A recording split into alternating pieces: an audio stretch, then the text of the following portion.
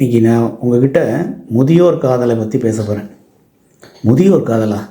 தலைப்பே ஒரு மாதிரியாக இருக்கே, புதுமையாக இருக்கே அப்படின்னு பார்க்குறீங்களா? காதல் அப்படிங்கிறது இள வயதினருக்கு தான் வரும், புதுமண தம்பதியருக்கு அப்படிங்கிற தான் பொதுவான ஒரு கருத்து.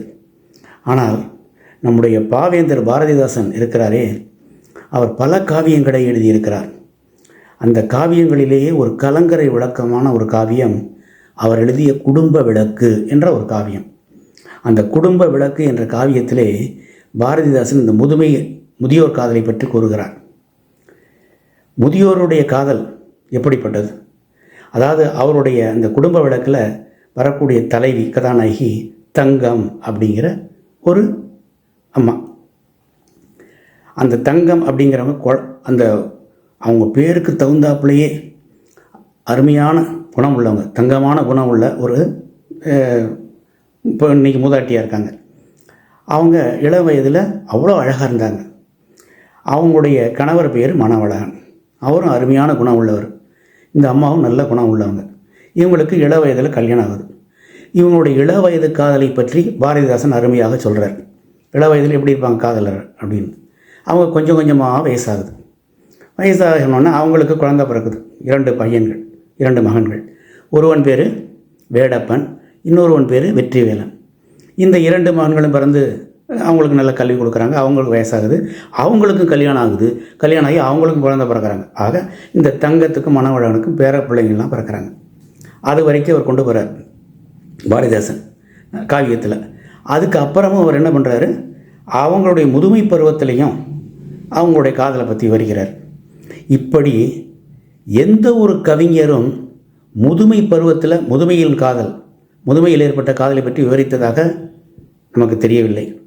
எல்லோரும் இளைய வகுப்பு, அதாவது சிறு பிள்ளைகள், இளைஞர்கள், அவங்களுடைய காதலை பற்றி தான் விவரிப்பாங்க. பாரதிதாசன் இதைத்தான் குடும்ப வழக்கில் அழகாக விவரிச்சிருக்கிறார். இந்த தங்கம் மணவழகனுடைய இது அவங்க கல்யாணம் ஆகின காலத்திலேருந்து பலவித வாழ்க்கை நிகழ்ச்சிகளை தாண்டி அவங்க முதுமை அடைகிற அந்த இடத்துக்கும் போகுது. இப்போ அவங்களுடைய பிள்ளைகளுக்கும் பிள்ளை பிறந்து பேர பிள்ளைகள் வந்துருச்சு.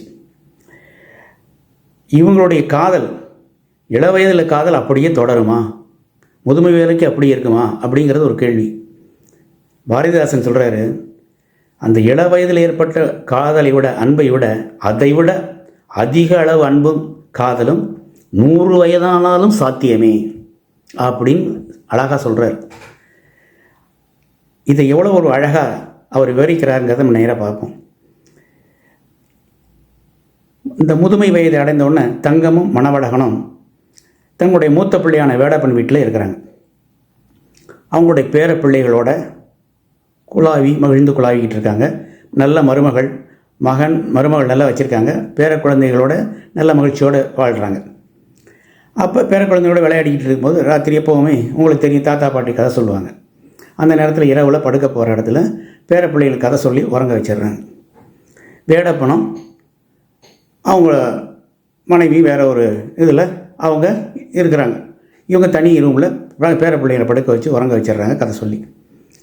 அப்போ தங்கத்துக்கும் மணவழனுக்கும் இடையில் ஒரு உரையாடல். அந்த உரையாடலை அவர் சொல்கிறத அப்படி பார்ப்போம் பாருங்க. தங்கத்தினுடைய கணவர் சொல்கிறார் மணவழகன், தங்கம், பிள்ளைகள்லாம் பேர பிள்ளைகள்லாம் உறங்கிருச்சு. இப்போ எனக்கு என்னமோ சில நினைவுகள் வருது. நம்முடைய பழைய நினைவுகள்லாம் வருது. நம்முடைய பிள்ளைகளுக்கு நாம் நல்ல கல்வி அறிவை கொடுத்தோம், ஒழுக்கமாக வளர்த்தோம். நம்முடைய வாழ்க்கையில் நம்முடைய உற்றார் உறவினருக்கு நம்மால் இயன்ற உதவிகளை செய்தோம், பிரதிபலன் பார்க்காம செய்தோம். உற்றார் உறவினர் மட்டுமல்லாமல் மற்றவர்களுக்கும் பல உதவிகள் செய்தோம். நாட்டுக்கு நலம் பெறக்கூடிய நல்ல அறச்செயல்களை செய்தோம். நாம் இருவருமே என்றுமே வாய்மை தவறியதே இல்லை. வள்ளுவர் சொன்ன அறவழி பிரகாரமே நடந்தோம். எவர் ஒருவருக்கும் ஒரு சிறிய தீங்கை கூட நாம் செய்ததில்லை, எண்ணி பார்த்தது கூட கிடையாது தீங்கை. அதுதான் உண்மையான தெய்வீக பண்பு. பிறருக்கு தீங்கு செய்யாமல் இருக்கக்கூடியதுதான் உண்மையான தெய்வீக பண்புன்னு அதை உணர்ந்து வாழ்ந்தோம். நமக்கு யாராவது ஒரு சிறிய உதவி செய்திருந்தால் கூட அந்த சிறிய உதவியை என்றைக்குமே மறக்காமல் செய்நன்றி மறவாது வாழ்ந்தோம். உண்மையான தெய்வப்பற்றோடு இருந்தோம். இப்படி அவர் பேசிக்கிட்டே வரார். பேசிக்கிட்டே வரும்போது அவருடைய உரையாடலை கேட்டுக்கொண்டே இருந்த தங்கம் அப்படி தூக்கம் சொல்லட்டு தூங்கிட்டாங்க. என்னடா பேசிகிட்டே இருக்கோம், திரும்பி பார்க்குறாரு, தங்கம் பேசிகிட்டு இருந்தாங்க, காணும் தூங்குறாள். தூங்குறாங்க. தங்கம் நல்லா தூங்கிட்டாங்க. ஆனால் இவர் பேசிக்கிட்டு இருந்ததை பார்த்துட்டு அவர் தூங்கிட்டாங்க. இவர் நினைக்கிறாரு, தங்கம் தூங்கிட்டா போல் அப்படின்னு நினச்சிட்டு நம்ம பாட்டு பேசிகிட்டே இருக்கோமே அப்படின்னு சொல்லிட்டு தன்னுடைய மனைவியை உற்று பார்க்குறாரு தங்கத்தை. அப்போ அவருக்கு உள்ள ஒரு மனத்துக்குள்ளே 2 விதமான ஓட்டங்கள். தங்கம் உறங்குறாளே, அவருடைய முகத்தை பார்க்குறார். ஒரு காலத்தில் எவ்வளோ அழகு தேவதையாக இருந்தா இவ, அழகு குலுவிருந்த அன்றைய தோற்றம் எப்படி இருந்துச்சு, இன்னைக்கு உடல் தளர்ந்து போன இன்றைய நிலைமையை பார்க்குறார். இந்த 2ம் மாறி மாறி அவருடைய எண்ணத்தில் வருது. காலம் செய்த கோலம். அன்றைக்கு எப்படி இருந்தா, கட்டி தங்கம் வெட்டி எடுத்து காதல் என்னும் சாறை பொழிந்து தட்டி தட்டி திருப்பிகள் செய்த பருவமடா அவள் தளதளவென்று தழும்பி நிற்கும் இளமை பருவத்தை அப்படி பாடினே இவளை இன்னைக்கு இப்படி இருக்காளே அப்படின்னு அவளுடைய கோலத்தை பார்க்குறார் உறங்கிக்கிட்டு இருக்கும்போது. அப்போ சொல்கிறாரு, இவள் இப்பொழுது புதுமலர் அல்ல, புதுமலர் அல்ல, இவளுடைய உடம்பு காய்ந்து போன பொற்கட்டு இவள் உடம்பு. அன்னைக்கு இவளுடைய நடை எப்படி இருந்துச்சு, சதிராடும் நடை. நடையா இல்லை, இது நடையா அப்படிலாம் பாடணும் அவளை பார்த்து. ஆனால் இன்னைக்கு அவளுடைய நடை தள்ளாடி தள்ளாடி விழுகிறாள். தள்ளாடி நடக்கும் மூதாட்டி, சரியாக நடக்க கூட முடியல. அன்னைக்கு அவளுடைய முகத்தை பார்த்து சந்திரனே மதியேன்னு பாடினோம். இன்றைக்கு மதியல்ல அவள் முகம். வறள் நிலம், குழிகள் விழுந்து போன கன்னங்கள். இன்னைக்கு கண்களில் ஒரு அட்ராக்டிவாக ஒரு ஒளி இருந்து அதுவும் போயிடுச்சு. குழிகள் விழுந்த கண்ணம். இப்படி அவளுடைய அங்கங்கள் உடல்லாம் மாறிடுச்சு. இப்படி முதியவளாயிட்டாளே, இப்படி இருக்கக்கூடிய அவளுடைய அங்கங்கள், அவளுடைய உடல் எது எனக்கு இன்பம் நல்கும், இனி அவளால் எனக்கு என்ன இன்பம், எது இன்பம் நல்கும் அப்படின்னு ஒரு கேள்வியை கேட்டு அந்த கேள்விக்கு அவரே பதில் சொல்கிறாரு. இருக்கின்றாள் என்ற ஒன்றே, இருக்கின்றாள் என்ற ஒன்றே. எப்படி அழகான பாடல் பாடுறாரு பாருங்க. அதை அப்படியே சொல்கிறேன்.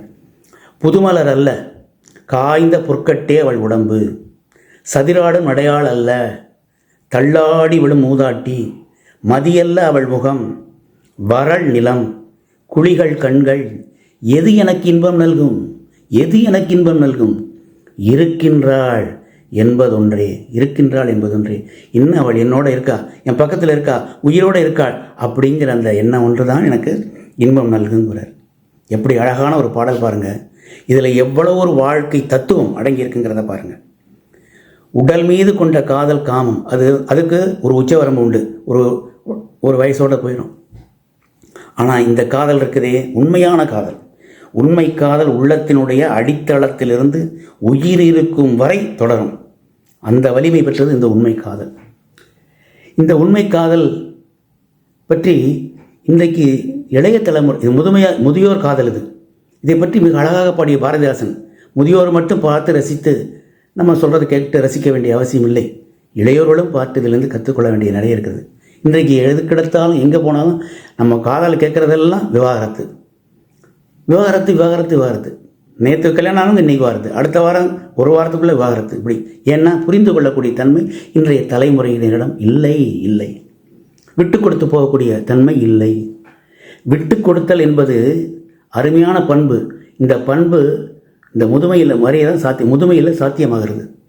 ஏன் இளமையில் சாத்தியமாகலை? அவங்களுக்கு ஒரு நம்ம சொல்கிறோமே ஆங்கிலத்தில் மெச்சூரிட்டி இல்லை.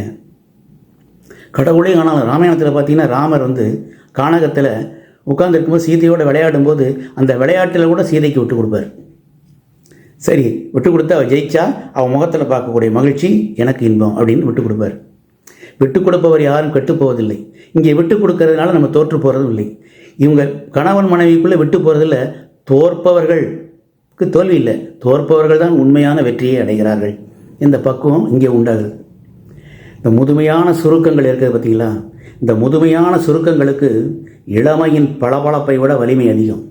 முதுமையான சுருக்கங்களுக்கு இளமையின் பளபளப்பை விட வலிமை அதிகம். பக்குவமான பண்புகள், உணர்வுகள் முதுமையில் தான் ஏற்படுகின்றன. டாக்டர் பிரைன் லூயிஸ்னு ஒருத்தர் இருக்கிறார். அமெரிக்காவில் மியாமியில் இப்போவும் இருக்கிறார் டாக்டர். அவர் பெரிய ஒரு டாக்டர். அவர் இன்னைக்கு இருக்கிறாரு. அவர் ஒரு புக் எழுதியிருக்கார். அதாவது எல்லாத்தையும் விட real, love is the only real அப்படிங்கிறதுல அதில் எழுதுறாரு.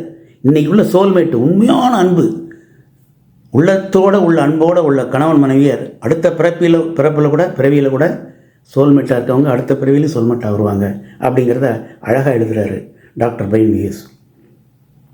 இதை நம்முடைய பட்டுக்கோட்டை கல்யாண சுந்தரம் மிக அழகாக சொல்கிறார். எளிமையானதில் பட்டுக்கோட்டையார் சொல்கிறார். ஒரு பாடலில், எம்ஜிஆர் படத்தில் திருடாதேன்னு ஒரு படத்தில் ஒரு பாடலில் சொல்கிறார். முதுமையான காதல் பாரதிதாசன் சொன்னதை எப்படி சொல்கிறாருங்க. இளமையிலே காதல் வரும், இளமையிலே காதல் வரும், அது எதுவரையில் கூட வரும் அப்படின்னு கேள்வி கேட்டு அதுக்கு அவரே பதில் சொல்கிறார்.